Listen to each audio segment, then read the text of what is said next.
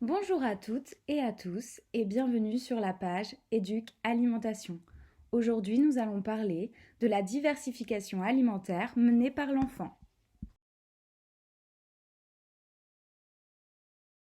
De quoi s'agit-il?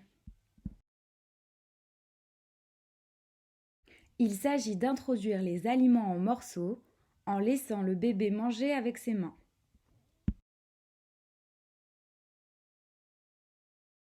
On peut se demander pourquoi. Le but est de permettre à l'enfant de découvrir de nouveaux aliments, leur texture et leur saveur. Cette méthode permet de prendre en compte le rythme de l'enfant et ses préférences. Il est possible de commencer la diversification alimentaire menée par l'enfant au plus tôt à 4 mois et au plus tard à 6 mois. À 24 mois, la diversification alimentaire risque d'entraîner des allergies alimentaires chez l'enfant. L'enfant aura besoin pendant ce temps de repas d'être assis sur une chaise haute ou dans les bras.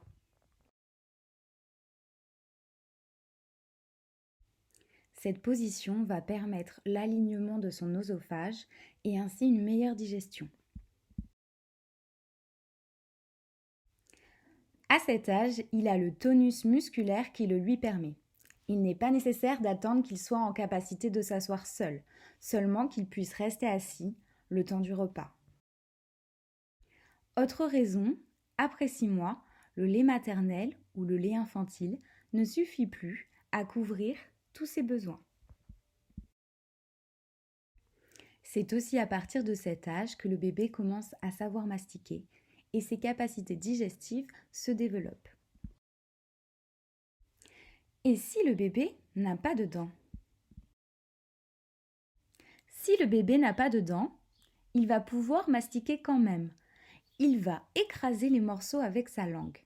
D'ailleurs, le fait d'écraser les gencives renforcerait l'implantation des dents dans la mâchoire.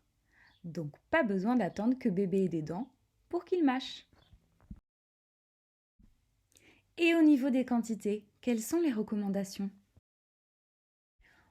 Les 2 premières semaines de la diversification alimentaire menée par l'enfant, on observera une légère baisse de sa courbe de poids.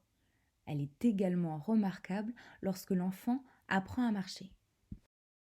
Celle-ci va par la suite se stabiliser.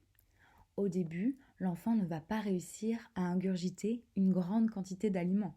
Il va plutôt s'en mettre partout. Le lait pourra alors combler ses besoins.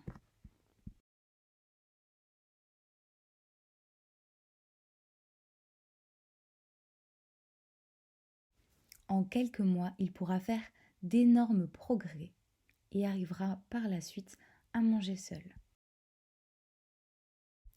Autre recommandation, la taille des morceaux doit être égale à environ la taille du poing fermé du bébé. Pour permettre au bébé de mastiquer sans difficulté, la cuisson des aliments sera fondante.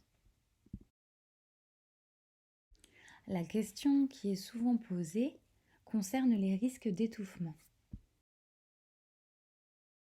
On peut être rassuré. De récentes études ont montré que la diversification alimentaire menée par l'enfant ne présente pas plus de risques d'étouffement qu'une diversification classique. Les bébés possèdent un réflexe de régurgitation qui les protège de l'étouffement. Ce réflexe est d'autant plus présent chez les enfants qui pratiquent la diversification alimentaire menée par l'enfant.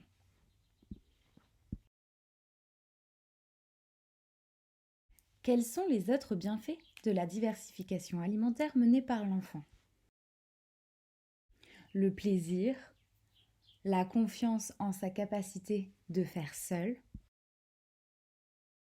De plus, grâce aux récentes recherches, on sait que le bébé découvre le monde qui l'entoure avec ses mains et sa bouche.